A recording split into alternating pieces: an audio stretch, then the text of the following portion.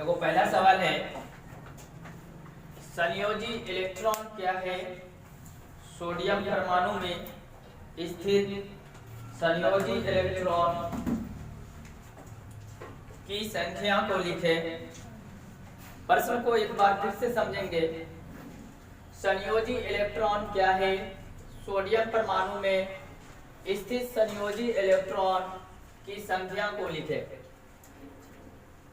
तो सबसे पहले हम समझेंगे कि संयोजी इलेक्ट्रॉन होता क्या है और इनकी परमाणु संख्या हम किस प्रकार से निकालते हैं, और जब परमाणु संख्या हम निकालते हैं किसी भी तत्व का तो उनमें हम संयोजी इलेक्ट्रॉन किस तरीका से निकालने की कोशिश करते हैं। तो सबसे पहले हम यहाँ देखेंगे कि संयोजी इलेक्ट्रॉन वह इलेक्ट्रॉन होती है जो परमाणु के बाहरी कक्षा में उपस्थित होती है। फिर से समझेंगे कि संयोजी इलेक्ट्रॉन उस इलेक्ट्रॉन को कहते हैं जो कि परमाणु के बाहरी कक्षा में उपस्थित होती है। अब इसी चीज को हम देखने की कोशिश करेंगे कि किस तरीका से इलेक्ट्रॉन जो होती है वह किसी भी परमाणु के बाह्यतम कक्षा में होती है।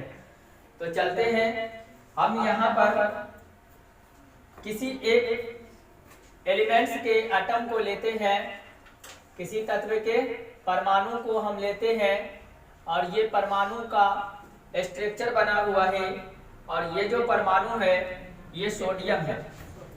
सोडियम को हम Na से दर्शाते हैं और इनकी जो परमाणु संख्या होती है वो 11 होती है। याद रखेंगे कि किसी भी तत्व की जो परमाणु संख्या दर्शाई जाती है या परमाणु संख्या लिखी जाती है उन्हें हम इंग्लिश के बड़े अक्षर जो जेड होती है उनसे दर्शाते हैं। जेड का मतलब होता है परमाणु संख्या, और इसी के साथ में हम एक और लेटर को लेते हैं जो कि ए होता है। ये जो ए लेटर होता है इसको हम द्रव्यमान के नाम से जानते हैं। इन्हें हम एटॉमिक मास के नाम से भी हम जानते हैं। तो यहाँ तक हमने देखा कि किसी भी तत्व की जो परमाणु संख्या होती है अगर हम उनको लिखना चाहेंगे तो इंग्लिश के कैपिटल अक्षर से लिखते हैं, और वो जेड का मतलब होता है किसी भी तत्व की परमाणु संख्या। अगर हम किसी भी तत्व की हम द्रव्यमान संख्या को लिखना चाहेंगे तो उन्हें हम ए से डिनोट करेंगे, जो इंग्लिश के बड़े अक्षर होंगे, कैपिटल लेटर होंगे। तो अभी हमने एक सोडियम लिया है। इस सोडियम के अंदर में हम देखना चाहेंगे कि जो संयोजी इलेक्ट्रॉन होते हैं वो संयोजी इलेक्ट्रॉन क्या होती है। तो सबसे पहले हम देखते हैं कि this is a sodium elements and this structure of sodium atom. Atomic number of sodium 11, atomic number of sodium 11 and atomic mass of sodium equal to 23, मतलब 23। अब हम यहाँ पर देखना चाहेंगे कि सोडियम की जो स्ट्रक्चर होती है वो किस तरीका से होती है। तो सबसे पहले हम देखेंगे कि this is your sodium structure. ये हमारी सोडियम की स्ट्रक्चर है। यहाँ पर हम देखने की कोशिश करेंगे कि ये सब क्या है। इन सब चीजों को हम देखते हुए और आगे की ओर बढ़ते हुए सारे सेलों की, सारे नाभिक के अंदर में जितने भी इलेक्ट्रॉन होते हैं, कि प्रोटॉन होते हैं, कि न्यूट्रॉन होते हैं, उन सब चीजों को हम समझेंगे और समझने के बाद फिर हम संयोजी इलेक्ट्रॉन को निकालने की कोशिश करेंगे। चलिए यहाँ चलते हैं।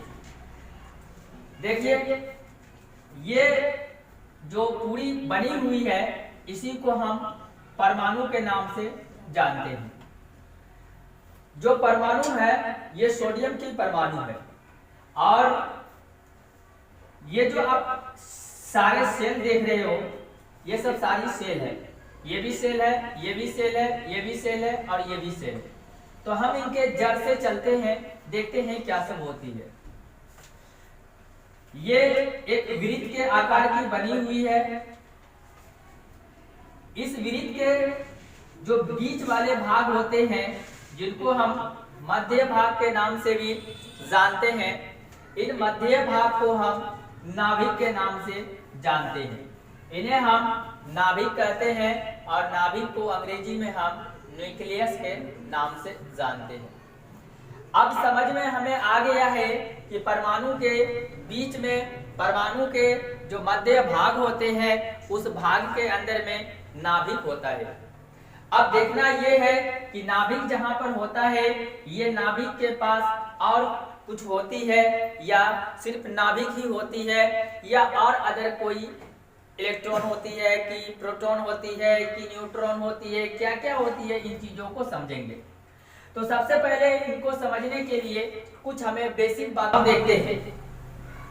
कुछ बेसिक बात है जिनको हम पहले लिख लेंगे।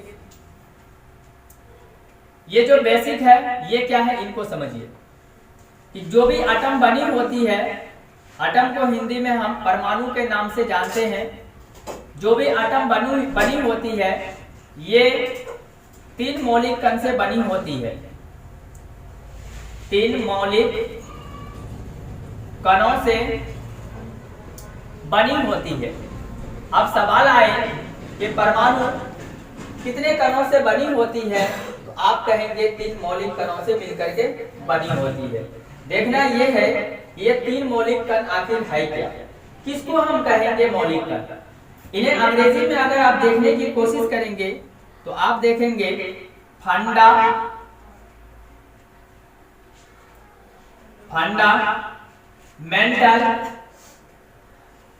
Of atom.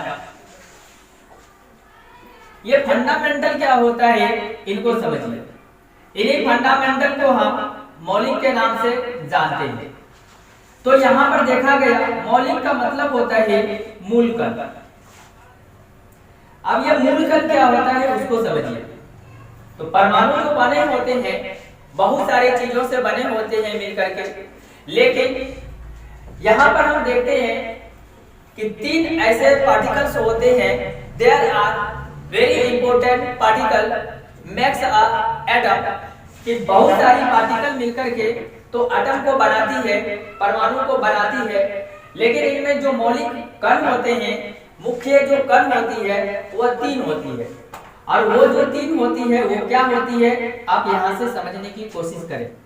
पहला जो होता है ये इलेक्ट्रॉन होता है, दूसरा जो होता है ये प्रोटॉन होता है, और तीसरा जो होता है ये न्यूट्रॉन होता है। इसे हिंदी में हम न्यूट्रॉन के नाम से ही जानते हैं और इन्हें हम प्रोटॉन के नाम से ही जानते हैं। इन्हें हम इलेक्ट्रॉन के नाम से जानते हैं। अब देखने की बात यहां पर है कि ये जो इलेक्ट्रॉन है इस इलेक्ट्रॉन को हम ई से डिनोट करते हैं। अंग्रेजी के स्मॉल ई अक्षर से डिनोट करते हैं और एक इन पर चिन्ह लगा होता है जो कि ऋण कहलाता है। इन्हें कभी कभी हम माइनस भी मान लेते हैं या नहीं तो इन्हें हम ऋण चार्ज के नाम से जानते हैं। ये जो आपका प्रोटॉन है, प्रोटॉन को हम पी अक्षर से दर्शाते हैं और ये जो होता है ये पॉजिटिव होता है, इसीलिए हम इनको प्लस के रूप में लिखते हैं।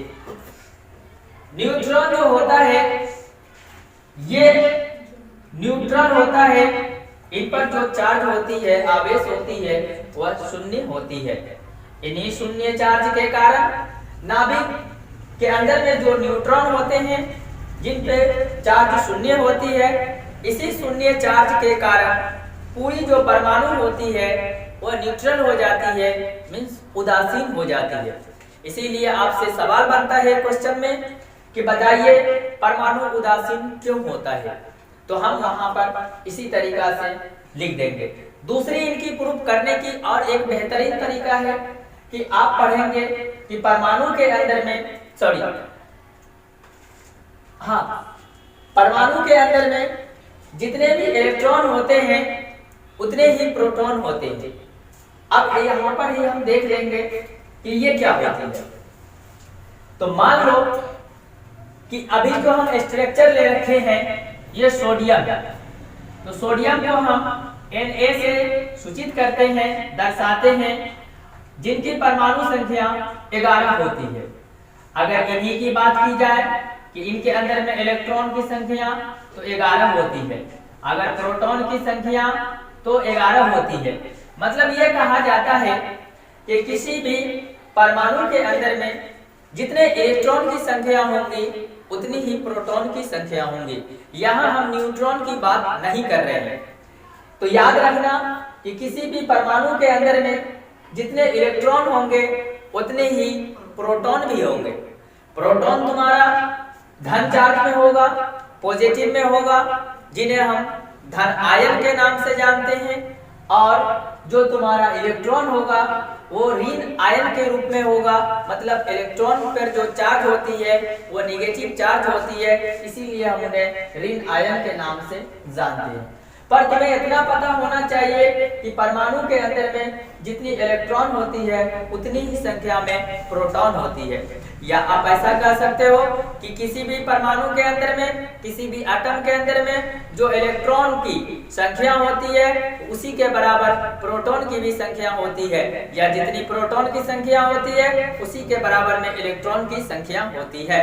लेकिन एक चीज यहाँ पर ध्यान आपको देना है कि किसी भी जो परमाणु संख्या हमें लिखना पड़ता है, या किसी भी तत्व की जो परमाणु संख्या होती है वो किसके अनुसार लिखी जाती है, ये हमें देखने की जरूरी है। तो आप देखेंगे कि कोई भी तत्व होगा, चाहे वो हाइड्रोजन हो, हीलियम हो, लिथियम हो, बेरिलियम हो, कार्बन हो, बोरॉन हो, नाइट्रोजन हो, ऑक्सीजन हो, फ्लोरीन हो, क्लोरीन हो, एडिजिन, कुछ भी हो, तो उन एलिमेंट्स की जो एटॉमिक नंबर रखी जाती है वो प्रोटॉन के अकॉर्डिंग ही रखी जाती है। मतलब ये हुआ कि जिस एलिमेंट्स के परमाणु में जितने प्रोटॉन की संख्या होंगी उस तत्व की उतनी ही परमाणु संख्या होंगी। मतलब कि मान लो कि ये हमारा सोडियम है, इस सोडियम के अंदर में प्रोटॉन की संख्या यहाँ देखेंगे हम 11 है। तो आपको अभी बता दिया गया है कि किसी भी परमाणु के अंदर जितने प्रोटॉन की संख्या होंगी उसी के बराबर इलेक्ट्रॉन की भी संख्या होंगी। तो पता चला कि प्रोटॉन की संख्या यदि 11 है तो इलेक्ट्रॉन की भी संख्या 11 ही होगी। अब बात यहाँ पर बनता है कि इस तत्व की, इस परमाणु की एटॉमिक नंबर, परमाणु संख्या तब क्या होगी। तो हमने अभी देखा है कि प्रोटॉन की संख्या के आधार पर ही हम किसी भी परमाणु की परमाणु संख्या बोलो या किसी भी तत्व की परमाणु संख्या हम डिसाइड करते हैं। इस जो स्ट्रक्चर के अंदर में हम देखते हैं तो इसके अंदर में प्रोटॉन की संख्या 11 है, तो इस एलिमेंट्स की जो परमाणु संख्या बनेगी वो 11 होंगी। और आपको पता होगा कि जिस तत्व की परमाणु संख्या 11 होती है वह आपका तत्व सोडियम होता है। आगे चलेंगे हम देखेंगे कि आगे क्या क्या इनमें होता है। अब यहाँ पर देखने की बात ये है कि ये तो पूरी परमाणु है, इसके बीच वाले भाग को हम नाभिक कह दिया है। अब नाभिक के अंदर में होता कौन कौन है, तो देखो कि नाभिक के पास 2 लोग होते हैं।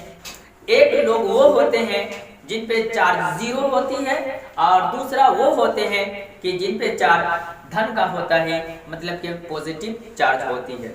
अब देखें यहाँ पर कि इस नाभिक के पास एक न्यूट्रॉन होता है और दूसरा प्रोटॉन होता है। प्रोटॉन पे जो चार्ज होता है वह प्लस का होता है, इसीलिए हम इन्हें प्लस चार्ज बोलिए, धन चार्ज बोलिए, या इनको धन आयन बोलिए, जैसा बोलना है आप उस तरीका से इनको बोल सकते हैं। न्यूट्रॉन पर कोई चार्ज नहीं होती है। बची बात इलेक्ट्रॉन की। इलेक्ट्रॉन जो होते हैं, यहाँ देखो अभी अभी मैंने पढ़ा है कि किसी भी परमाणु के जो अंदर में मौलिक कण होती है, मतलब किसी भी परमाणु का जो मौलिक कण होता है वह पहला इलेक्ट्रॉन है, दूसरा प्रोटॉन है और तीसरा न्यूट्रॉन है। बात समझ में आ रही है? चलिए, जिनमें हमने देखा है कि न्यूट्रॉन एंड प्रोटॉन ये दोनों नाभिक के अंदर, नाभिक के पास में रहते हैं। आगे देखेंगे, बचा यहाँ पर हमारा इलेक्ट्रॉन है। ये इलेक्ट्रॉन जो होते हैं नाभिक के बाह्यतम जितनी भी कक्षाएं होती है, नाभिक के चारों ओर की जितनी भी कक्षाएं हैं, जितनी भी सेल हैं, उन सारे सेल के अंदर में जितने भी इलेक्ट्रॉन होते हैं वह अपनी एवरेज लेकर के जिन सेल के अंदर में जितनी इलेक्ट्रॉन रहने की है उतना ही उसके अंदर में रहते हैं, और उसी तरीका से उसके बगल वाले में, उसके बगल वाले में, उसके बगल वाले में, इस तरीका से सारे कक्षकों के अंदर में इलेक्ट्रॉन पूर्ण रहते हैं, मतलब भरे हुए रहते हैं। अब देखने की बात यहाँ पर है कि ये तो पहला सेल हो गया, तो पहले सेल के अंदर में जो इलेक्ट्रॉन रहने की क्षमता होती है, power of electron in first shell name K shell and shell number 1।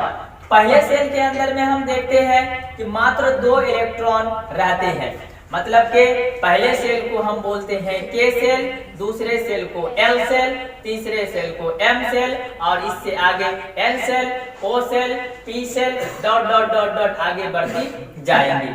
ये जो नंबरिंग आप देख रहे हैं ये परमाणु के संख्या पर निर्भर करती है।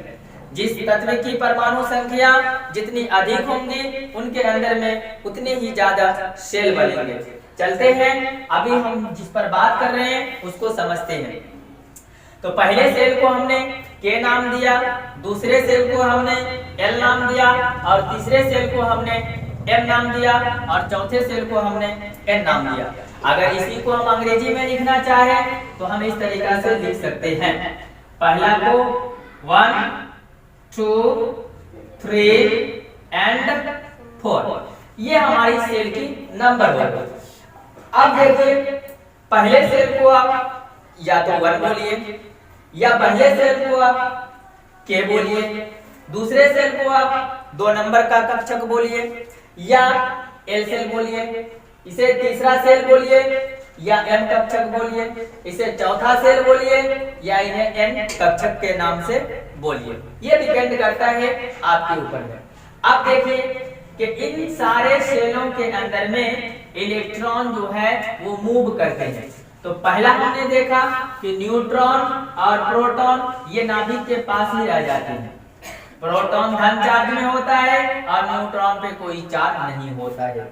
आगे देखेंगे जो ये इलेक्ट्रॉन है, ये इलेक्ट्रॉन इसी के बाह्यतम जो कक्षा होती है, इन्हीं कक्षा में ये क्या करते हैं, चक्कर लगाते हैं, चक्कर लगाते हैं। पहले सेल के अंदर में 2 इलेक्ट्रॉन होते हैं, दूसरे सेल के अंदर में 8 इलेक्ट्रॉन पाए जाते हैं।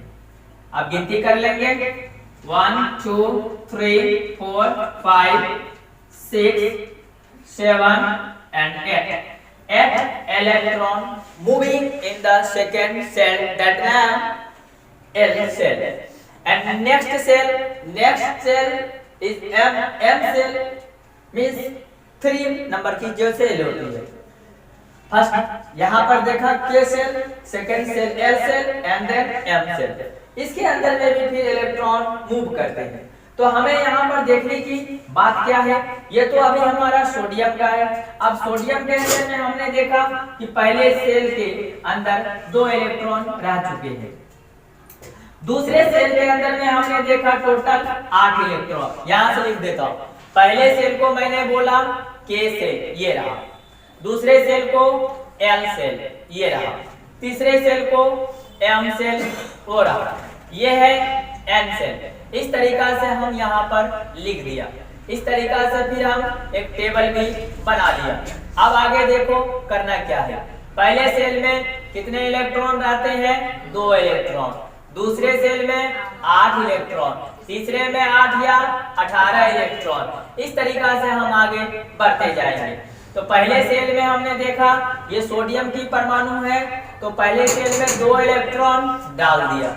दूसरे सेल के अंदर में हमने देखा कि 8 इलेक्ट्रॉन है, तो दूसरे के अंदर में मैंने 8 डाल दिया।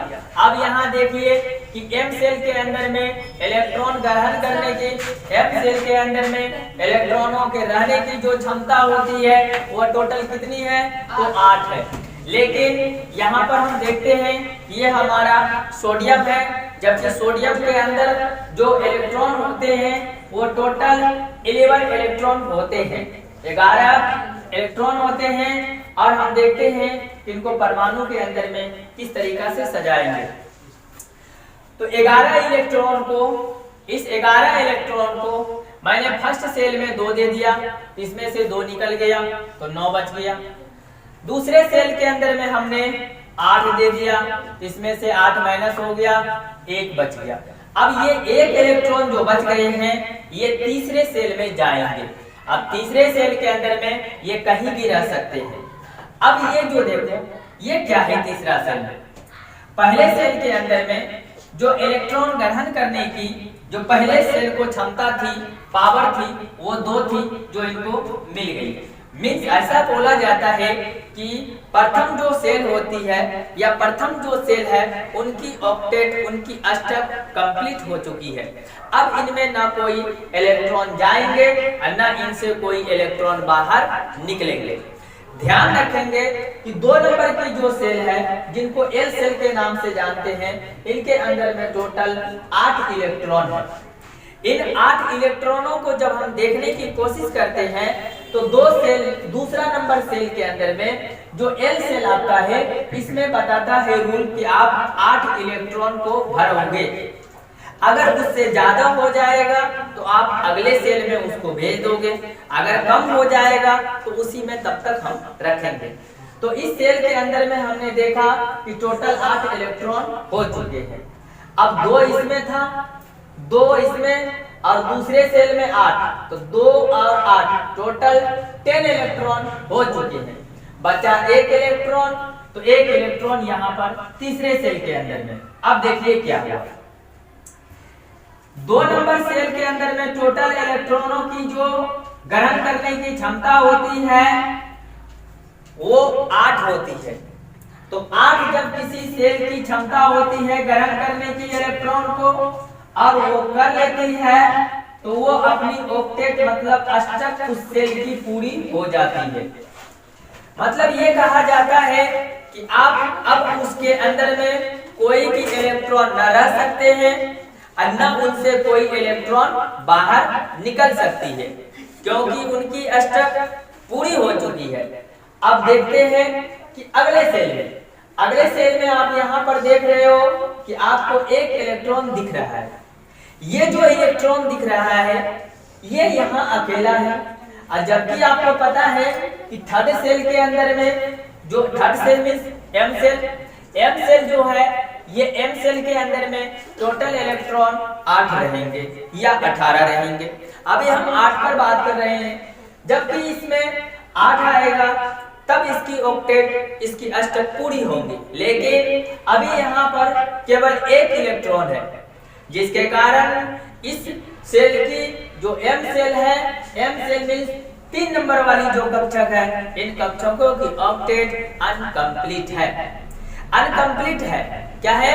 अनकंप्लीट है। अब देखना है या तो ये इलेक्ट्रॉन अपनी अष्टक को कंप्लीट करेंगी अपनी सेल के अंदर में और 7 इलेक्ट्रॉन ला करके 8 बन जाएंगे, या नहीं तो इसमें से वो खुद निकल जाएंगे। अब यहाँ पर देखना है कि या तो वो निकलेंगे या आएंगे। तो चलते हैं फिर इस पर हम ध्यान से इसको देखने की कोशिश करते हैं। अब यहाँ देखिए कि जो सेल के अंदर में या जिस सेल की ऑक्टेट अष्टक कंप्लीट नहीं हुई होती है उसके अंदर में जो इलेक्ट्रॉन होते हैं वो इलेक्ट्रॉन हमेशा फ्री ही होते हैं। फ्री होने का मतलब ये है कि वो किसी से भी रिएक्ट हो सकती है, किसी से भी अभिक्रिया कर सकती है। किसी के अंदर में वो जा सकती है या बाहर से किसी तत्व से इलेक्ट्रॉन उसी कक्षा के अंदर में आ सकती है। क्यों? इसके अंदर में जितने सारे इलेक्ट्रॉन हैं इनकी स्टैक ऑक्टेट कंप्लीट है, जिस कारण ये किसी के पास न जा सकती है और न किसी को ये अपने पास आने दे सकती है। बचा यहाँ पर एक इलेक्ट्रॉन। अब ये फ्री इलेक्ट्रॉन है, ये इसकी ऑक्टेट तभी कंप्लीट हो सकती है जब इसके अंदर में और 7 आ जाएंगे तब। जब तक इसके अंदर में 7 नहीं आएंगे तब तक ये फ्री ही कहलाएंगे। अब यहाँ पर होता क्या है, रूल ये बताता है कि किसी भी परमाणु या कोई भी तत्व अपनी इलेक्ट्रॉन जब किसी को देने की कोशिश करेंगे तो ज्यादा से ज्यादा वो 3 इलेक्ट्रॉन ही किसी को दे सकते हैं। वैसे हम मानते हैं 4, लेकिन ज्यादातर 3 ही की या तो ट्रांसफरिंग होंगी या नहीं तो शेयरिंग होती है। जब शेयरिंग की मामला आती है तो 4 इलेक्ट्रॉन ट्रांसफर भी हो जाते हैं और शेयरिंग भी हो जाती है। लेकिन अगर शेयरिंग का मामला नहीं आता है तो 3 ही में हम काम चला लेते हैं। अब देखिए वो 3 क्या होती है। तो पहला हमने देखा कि या तो ये परमाणु अपना 3 इलेक्ट्रॉन किसी को दे सकता है या नहीं से किसी से ले सकता है। अब देखते हैं यहाँ पर, अगर ये सेल ऑक्टेट कंप्लीट करना अपनी चाहेंगी तो इनमें 7 इलेक्ट्रॉनों की जरूरत पड़ेगी। जबकि हमने अभी सुना है कि कोई भी तत्व अपना 3 इलेक्ट्रॉन ही किसी को दे सकता है, उससे ज्यादा नहीं दे सकता है। अब इनको चाहिए 7। अब तो कोई एलिमेंट इसे दे नहीं सकती है इलेक्ट्रॉन, क्योंकि 3 से ज्यादा नहीं दे सकती है। अब यहाँ पर ये तब क्या करती है परमाणु, ये सोचता है कि 7 से 7 इलेक्ट्रॉन तो हम किसी से ले नहीं सकते हैं, पर अपना तो 1 इलेक्ट्रॉन किसी को दे सकते हैं। तो दूसरा कहता है, जो एलिमेंट्स है वो कहता है हाँ अब तुम समझ गए हो कि हम 7 किसी से ले नहीं सकते हैं पर अपना 1 किसी को दे सकते हैं।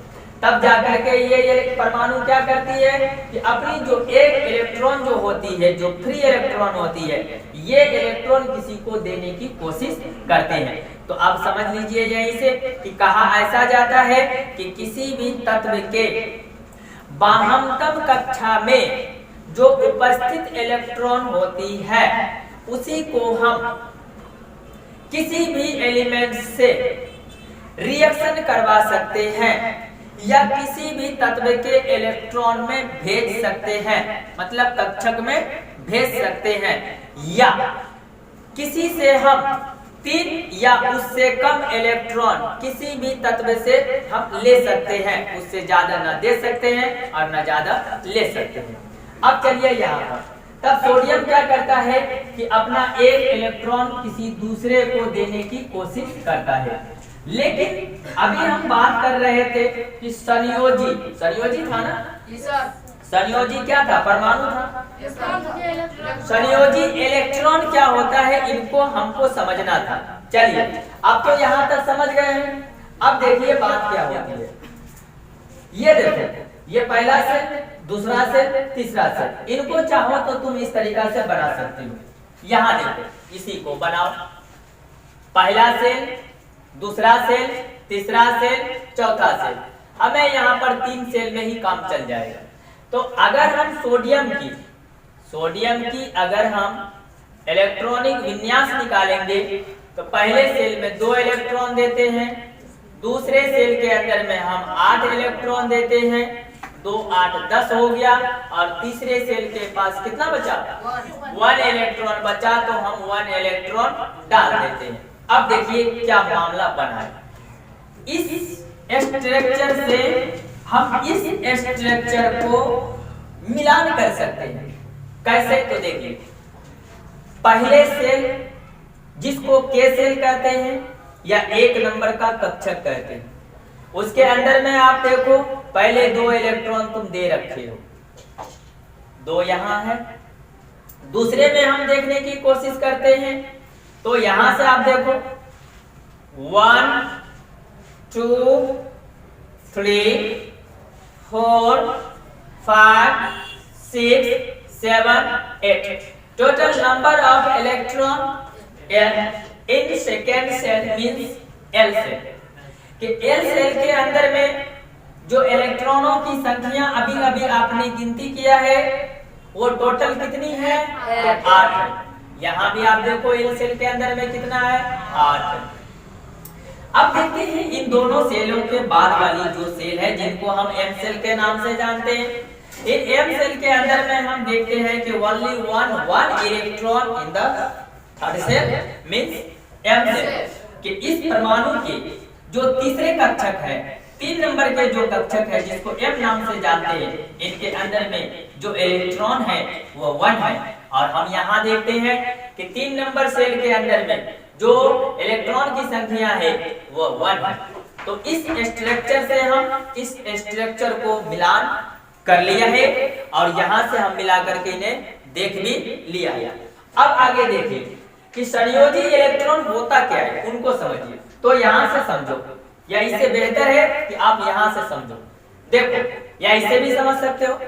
ये पहला सेल, दूसरा सेल, तीसरा सेल। आप बताओ कि इसके अंदर में किसके अंदर में? इसके अंदर में जो सबसे आखिरी सेल है वो कौन सा सेल है? ये देखो M सेल है। तो हमने क्या देखा कि इसके अंदर में जो आखिरी सेल है उसको हम M सेल कहते हैं और इसी के हिसाब से हम यहाँ देखेंगे तो इसकी जो लास्ट सेल है वह M सेल है। तो देखो कि ये हो गया पहले सेल के इलेक्ट्रॉन, ये दूसरे सेल का इलेक्ट्रॉन, ये तीसरे सेल का इलेक्ट्रॉन। ये देखो सबसे बाहर में है, इसके बाद तो कोई अब इलेक्ट्रॉन वाला सेल नहीं है। सेल है नहीं है तो हम इसको हटा देते हैं क्योंकि इन परमाणुओं की इन तत्वों की जो संख्या थी इलेक्ट्रॉनों की वो 3 सेल तक ही रही है। अब देखिए इसके अंदर में हम देखते हैं कि लास्ट सेल यही सेल है। इसी लास्ट सेल को हम हिंदी में बोलते हैं बाहम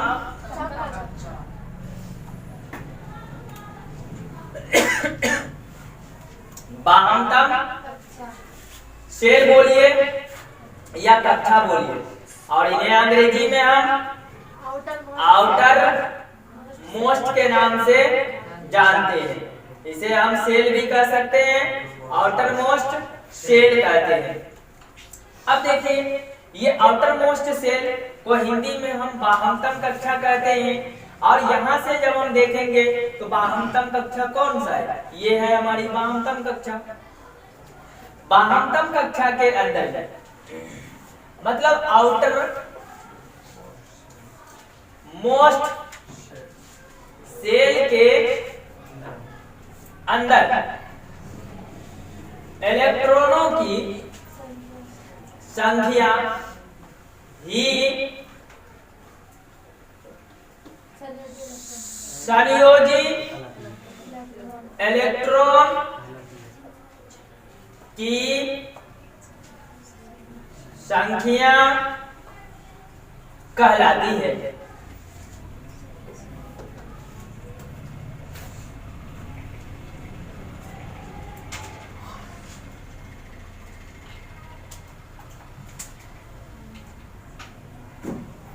अब देखो यहाँ कि ये तो आउटर मोस्ट सेल है ना, इस आउटर मोस्ट सेल के अंदर मतलब ये आउटर मोस्ट सेल है, इस सेल के अंदर जो इलेक्ट्रॉन की संख्या होती है वही संयोजी इलेक्ट्रॉन की संख्या कहलाती है। और जो संयोजी इलेक्ट्रॉन की संख्या होती है इसी को हम संयोजकता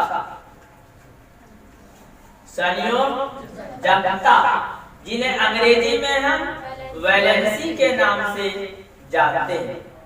अब देखना ये है कि संयोजकता तो समझ गए, संयोजी इलेक्ट्रॉन की संख्या संयोजकता कहलाती है और अंग्रेजी में इन्हें हम वैलेंसी कहते हैं और इन्हें हम भी अक्षर से दर्शाते हैं। अब देखना यहाँ है कि संयोजी सेल किसको कहते हैं। तो जो आखिर वाली सेल होती है उसी को हम संयोजी सेल कहते हैं। मतलब बाह्यतम कक्षा, आउटर मोस्ट सेल, बाह्यतम कक्षा को संयोजी कक्षा कहते हैं, मतलब आउटर मोस्ट सेल कहते हैं। अब इसके अंदर में, बाह्यतम कक्षा के अंदर में जो इलेक्ट्रॉन मौजूद होते हैं, उपस्थित होते हैं, उसे ही हम संयोजी इलेक्ट्रॉन कहते हैं। अब आपके समझ में आ गया होगा कि संयोजी इलेक्ट्रॉन किसे कहते हैं। संयोजी इलेक्ट्रॉन हम उसको कहते हैं जो बाह्यतम कक्षा में इलेक्ट्रॉन पाए जाते हैं। बाह्यतम कक्षा में पाए जाने वाले इलेक्ट्रॉन को संयोजी इलेक्ट्रॉन कहते हैं। बाह्यतम कक्षा जो होती है उन्हें हम संयोजी कक्षा के नाम से जानते हैं। बाह्यतम कक्षा उस कक्षा को कहते हैं जो किसी भी परमाणु की जो अंतिम वाली कक्षा होती है, उन्हीं कक्षा को हम बाह्यतम कक्षा कहते हैं। अब बच गया सर, यहाँ से हम कुछ अंदर की ओर जब आते हैं तो देखते हैं कि कुछ यहाँ पर भी कक्षा बची हुई है। जैसे ये वाली आपकी कक्षा बची हुई है, ये वाली पूरी बची हुई है कक्षा, है ना। तो अंदर वाली मतलब कि बाह्यतम कक्षा के अंदर जो कक्षा होती है, इन्हें हम कोर कक्षा के नाम से जानते हैं। इन्हें हम कोर कक्षा कहते हैं, कोर सेल भी कहते हैं। कोर सेल ले लीजिए, कोर सेल कहते हैं।